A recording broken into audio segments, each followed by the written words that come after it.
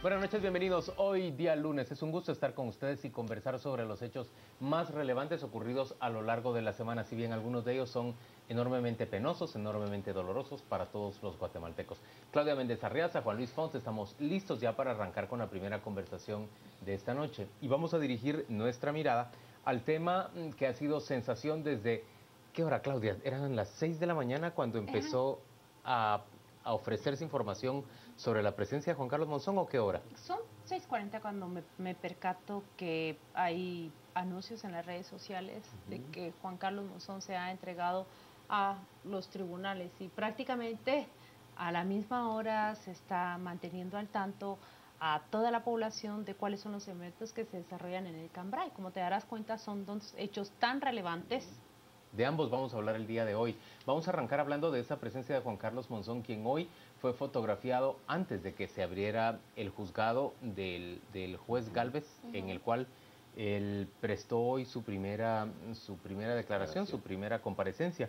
Nos acompañan Luisa Leiva, abogada de gestión penal eficaz del Instituto de Estudios Comparados en Ciencias Penales.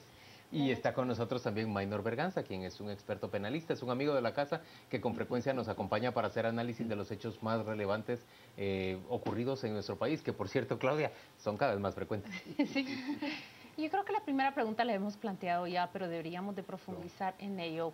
Cuando Juan Carlos Monzón dice yo no era el líder de esa línea, eran el expresidente y la ex vicepresidenta, ¿en el lenguaje jurídico está apelando a convertirse en colaborador eficaz, Luisa? Yo creo que esa es la sensación que da, ¿no? Toda la intervención de Juan Carlos Monzón apunta a que él justamente desea que en todo caso el Ministerio Público y la CICIG soliciten la figura de colaborador eficaz, y como para poder ser colaborador eficaz no debe de ser cabecilla de la estructura, él quiere dejar claro desde un principio que él no lo era y que en todo caso obedecía órdenes. Y otro tema importante, que la información que tiene es información relevante y que todavía no se ha presentado dentro del proceso. Exacto, porque él ha dicho con claridad que ECO, Salvador Estuardo González, ha presentado información verídica, dice, pero incompleta, porque él no tenía todo el control de la información que en cambio Monzón sí posee y se presenta frente al juez como un eslabón indispensable para esclarecer el caso. Maynor, él puede ser colaborador eficaz si en términos generales hasta ahora ha sido presentado por el propio Ministerio Público como uno de los cabecillas de la organización. Sí, ese es un tema que estará por ver cómo las diferentes estrategias de defensa en especial, más que el accionar del Ministerio Público, podrán, digamos, deslindarle a él de esa responsabilidad. Ya lo decía Luisa antes, él está tratando de poner en sus propias palabras el lugar en el que quisiera verse. Sin embargo, hace falta ver cosas que los guatemaltecos demandan, Juan Luis. Estos pretendidos colaboradores eficaces tienen que devolver el dinero, tienen que llegar y decir, aquí está lo que yo logré obtener de esas acciones ilegales para poder obtener el beneficio, la posibilidad de ser un colaborador eficaz. Falta ver todavía que si lo que están diciendo va a ser relevante para lograr procesar a quienes en opinión de él son los verdaderos cabecillas. Luisa, ahí lo vemos a él, es la mano derecha de Roxana Valdetti.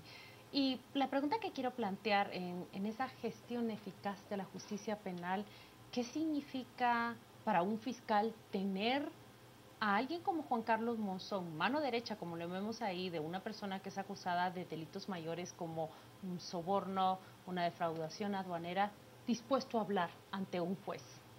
Yo creo que primero hay que tomar en cuenta que en la mayoría de casos de criminalidad económica, como son los casos de corrupción, estamos ante un imputado que muchas veces es más poderoso que el propio Estado.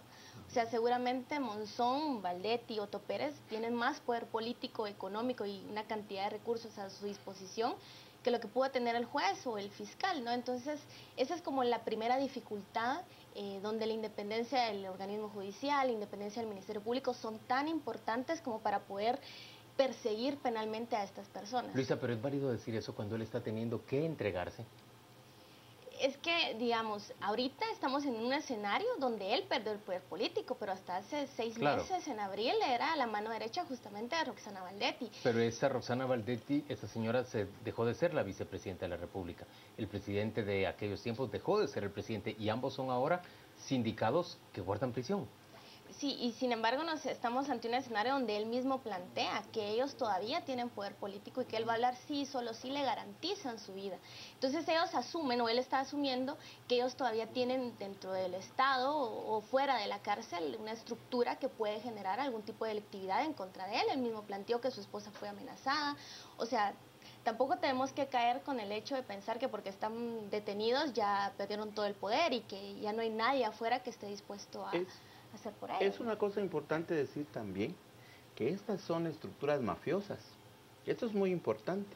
Funcionan a partir de verdaderas coacciones, no jurídicas, son coacciones de fuerza, son coacciones de amenaza y seguramente hoy que esas coacciones se han debilitado, han variado o están buscando cómo aparecer, cómo acomodarse. Entonces ahora él lo que hace es aprovechar un escenario en el que el mundo cada vez está más chiquito para poderse ocultar. Pero ustedes ambos son penalistas y yo quisiera que hiciéramos el ejercicio de que pensaran como fiscales. ¿Cómo ve un fiscal a Juan Carlos Monzón? ¿Como una oportunidad? ¿Como un obstáculo? ¿O como alguien que a la postre puede amenazar mi investigación y el desarrollo del juicio? Bueno, una pequeña cosa quisiera decir antes de darle la oportunidad a Luisa. Es una oportunidad, porque efectivamente, aun cuando la prueba es abundante, querida Claudia, yo sé que usted va a compartir conmigo la opinión, el conjunto o la masa de evidencia que tenemos, toda es indiciaria. No tenemos una prueba directa. Y efectivamente es muy importante que la vayamos obteniendo, que la vayamos construyendo. Es una oportunidad más para él que para el proceso. ¿Pero cuál sería la prueba directa? ¿Sería el enriquecimiento o más bien el flujo, el trazo del dinero llegando a manos de Valdetti y de Pérez Molina? Sí, yo digo que es el dinero, es el trazo, cómo fue, a dónde fue a dar ese dinero. Ya sabemos cómo se estaba extorsionando para obtenerlo. Digo, uso esa palabra, aunque no es la figura típica que se está implementando, pero habían mecanismos extorsivos para obtener esos pagos en beneficio. Y luego, quizás sean posiblemente ambas cosas también, porque una cuestión es que al final sepamos, como se ha venido medio sabiendo, cómo operaba la red, pero una muy importante es a dónde fue a dar el dinero. Luisa, ¿es una oportunidad, una amenaza? ¿Usted lo vería con escepticismo? ¿Qué piensa el fiscal del caso en este momento? Yo creo que en este momento los fiscales ya deben de tener más o menos claridad respecto a cómo funcionaba la red, digamos. Y en eso pueden tener ya identificado cuál era el nivel, digamos, de Juan Carlos Monzón dentro de la red para poder determinar si era cabecilla o no. Es una oportunidad, como bien lo decía el licenciado, si el fiscal lo logra aprovechar para fortalecer su teoría del caso. O sea, él tiene una historia de cómo ocurrieron las cosas y puede tener ciertas debilidades y es ahí donde la prueba, digamos, el testimonio de Juan Carlos Monzón puede ser vital o incluso puede ser también contrario. Entonces también, digamos, está ese proceso que el fiscal sí se debe de entrevistar, debe saber exactamente qué información va a proporcionar Monzón como para poder, digamos, analizar o no la figura de colaborador eficaz. Yo, a ver, tengo muchas preguntas y me intrigan cosas como, por ejemplo, establecer cómo pudo Monzón permanecer alejado de la justicia, permanecer prófugo durante 170 días. Luego, ¿cómo pudo él, pese a esto, estar al tanto permanentemente de la situación de su familia? Si su familia, si su esposa fue interceptada, dijo él, por 2 vehículos cuyos conductores amenazaron a la señora, la hicieron sentir insegura, presume uno, para que él no se entregara o para que él no ofreciera su información. ¿Cómo pudo estar enterado de todas estas cosas sin que las autoridades guatemaltecas mantuvieran, digamos, un control sobre la familia de manera que se interceptara cualquier comunicación de parte de él? Y por el otro lado, si hay amenazas en contra de la familia, ¿estas provienen de Pérez Molina y de Valdetti? ¿Eso es lo que debemos presumir? o incluso de alguien por encima de Pérez Molina y de Valdetti. Solo faltaba que ahora Pérez Molina y Valdetti también quieran ser colaboradores eficaces.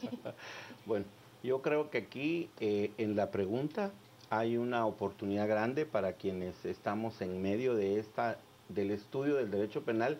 Lo que está surgiendo es la lucha de intereses de los procesados. Es común cuando en una estructura se está ya encontrando penetrando para determinar el origen de la actividad criminal, que surjan esos llamados conflictos de interés entre los procesados. Surge eso ahora mismo. Solo quisiera decir que yo más bien no veo a un Monzón protegiéndose, sino veo a un Monzón protegido y presentado en un momento de oportunidad. ¿Pero por quién? Sí, es una pregunta terrible. Lo que puede, no por el Ministerio Público, porque a nosotros, bueno, de alguna manera, Claudia, nos consta que el Ministerio Público sí hizo gestiones para buscarlo. Sí, lo ha buscado. Sí, entonces bien, si la respuesta que voy a dar no es completamente clara, sí puedo decir, lo que nos llama a entender es que aún existen poderes fácticos, estructuras criminales paralelas que aún están perviviendo en el Estado. Yo quiero saltar a un comentario que hizo el abogado Berganza antes, y es: la estructura se está acomodando y cada quien está buscando sus intereses. Pareciera, con lo que los medios han llamado la cantata de los acusados en la línea, que cada quien está diciendo sálvese quien pueda. Pero hay una batalla que se tiene que ganar, y es una batalla que miro a través del mensaje de Ana Herrera, que a través de la vía de Twitter nos envía justamente el reclamo al que estamos acostumbrados a escuchar: colaborador eficaz, sí, unos años de pena, un arrepentimiento, a salir de la cárcel y a gozar del dinero mal habido. Luisa, ¿esa batalla no está ganada aún ante la opinión pública, o sí? Yo creería que no. Digamos que la sociedad guatemalteca en general, los imaginarios sociales son muy fuertes y tienden a ser muy punitivos y muy vengativos. O sea, la mayoría de los guatemaltecos, si hoy le preguntaran, yo creo que dirían que quieran que se metan a la cárcel y que se pudran para siempre ahí, ¿no? O sea, esa es como un poco la lógica que se maneja. ¿Cómo puede la figura de colaborador eficaz, digamos, encantar a la población? Pues básicamente es que la información que brinde permita justamente desmantelar la estructura. Lo que hablaba el licenciado, no sabemos, da la sensación que hay gente más arriba incluso que el presidente y la vicepresidenta, o los expresidentes y la exvicepresidenta. Entonces, ¿quiénes son esas personas? Entonces, la información que él proporcione debe ser eficiente, en el sentido de que debe desmantelar esa estructura, y así la población puede ver, digamos, los beneficios que dar esa figura puede traer al como proceso. Que lograr algo más de lo que ha logrado el Ministerio Público ahora. Hasta ahorita, por ejemplo, me parece que son solo 9 empresas las que se han identificado, pero digamos, la lógica nos permite creer que hay muchísimas más empresas que están defraudando al Estado. Entonces, pero sí. Eso lo ha mencionado Monzón. Él ha hablado de la cifra de 15 millardos de quetzales en los últimos años en defraudación, y dice, la línea no operaba ese volumen. Eso significa que hay muchos otros defraudadores en aduanas. Hay que establecer exactamente quiénes son. Y pareciera él como que estaba mandando un mensaje de alarma hacia grandes empresarios. Pero miren, yo quisiera volver al punto que planteó el licenciado Berganza. Por supuesto que perviven poderes de facto. Una vez que se desbarata la línea, tendría que haber asumido el Estado una iniciativa fuerte y eficaz para retomar el control completo de las aduanas y la Superintendencia de Administración Tributaria, alejar todo tipo de comportamiento reñido con la ley y tomar control. Pero eso no ha ocurrido. No ocurrió durante los últimos tiempos de Pérez Molina, y no ocurre con el actual gobierno, que pareciera ser un gobierno que todavía no se encuentra con las decisiones importantes que quiere tomar. Yo quiero salirte al paso, Juan Luis. Efectivamente, ahí en esta pregunta que estás haciendo hay un gran meollo para dar un salto de calidad. Pero me quiero apoyar brevemente en lo que dijo la licenciada Luisa hace unos minutos. Lo que sucede es que el imaginario de nosotros guatemaltecos en este momento está en buscar cómo castigamos con una pena a los responsables. Aún hace falta que el ius puniendi del Estado, la capacidad de perseguir penalmente a personas que cometen delitos, vaya acompañado de políticas públicas que puedan sanear precisamente aquellos lugares que han sido reservorios de la comisión del delito. En el ejemplo que pusiste... Una reparación. Sí, y así son muchos escenarios. Es muy probable que la línea 2 sea una ínfima parte de un gran problema que tiene este Estado. Es decir, pueden haber muchos más escenarios que ese. Y es que el punto quizá, para completar lo que decía el licenciado, es que en el mundo ideal, digamos, este problema lo lograríamos sacar del derecho penal y entraría al derecho administrativo, porque para que esto se dé es porque hay, digamos, estructuralmente el Estado está conformado de tal suerte que el presidente de gobierno va a poder hacer lo mismo, ¿no? Mire, le pongo un ejemplo concreto. Viene la CICIG y captura al señor Haroldo Mendoza y describen la existencia de un poder que controla el nororiente del país y que sojuzga a fiscales, jueces, comisarios de policía, en términos generales al Estado.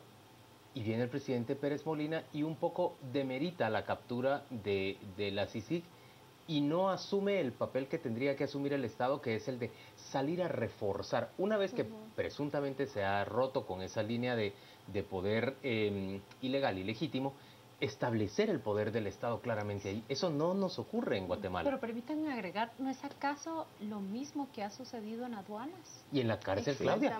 En la Y en cárcel, prisión. Es decir, ¿Se identifica lo que Byron Juan Lima? Luis menciona como el problema de Haroldo Mendoza en su territorio es un caso, pero en la SAT y en las aduanas es el otro. Vemos que se desmantelan las estructuras, pero en apariencia todo continúa igual. Y en el sistema penitenciario con el señor Lima, igual, bueno... Que se limita, digamos, a la intervención penal, pero no a cambiar estructuralmente al Estado. Ese es el punto quizás más valioso de la entrevista de hoy, es ver que a lo mejor, por supuesto, que perseguir delincuentes debe ser algo, una obligación permanente. Y recuperarla. Pero debemos, y recuperar el dinero es algo muy importante, porque al final es lo que la población también está esperando, acciones de desarrollo, ahora sostenible conforme los tiempos en los que estamos, pero quizás debemos empezar ya a hablar de que el solo golpe penal no va a terminar la problemática que enfrentamos los guatemaltecos. Urgen esas acciones de políticas públicas, de un derecho administrativo que pueda ofrecerse como solución a los guatemaltecos. Señores, gracias a ambos por acompañarnos a las 8:45. En este momento le pedimos a Juan Carlos Sandoval, nuestro compañero de equipo, que nos cuente qué se está diciendo en las redes sociales respecto de la detención y lo que hemos comentado acá, de la detención de ese tocayo suyo de apellido Monzón. Gracias, Juan Luis. Tocayo también suyo, ¿eh? Vámonos a las redes. Estamos con abogado Chapín, que nos dice el derecho penal no arregla nada. David Farfán, el Ministerio Público no investigó bien, porque no se le exigió, se le alabó. Siempre lo dije, la presión debería de ser para el Ministerio Público. Quieren dormir al sueño, ellos están protegidos por gobernación o por narcos. Veremos el fin de la novela. Eduardo, es indispensable recuperar el dinero, además de que otros negocios podrá contar Monzón. ¿Hasta dónde puede llegar? Freddy, todos creíamos que habían matado a Juan Carlos Monzón Rojas para no dejar pistas. Edwin, ¿por qué no lo enviaría a uno de los cuarteles como los demás? Corre más peligro en Pavoncito. Guevara, lo mismo nos preguntamos, ¿cómo, dónde, por qué, por quién, para qué? Raquel, ¿por qué este señor Monzón está siendo defendido por el mismo abogado que del expresidente? Eso huele feo, es lo que nos dice Raquel. Parte de los mensajes que tenemos esta noche acá en las redes sociales. Vamos a ir a una segunda entrevista con Juan Luis y Claudia y al regresar, por supuesto, seguiremos a las 8:45.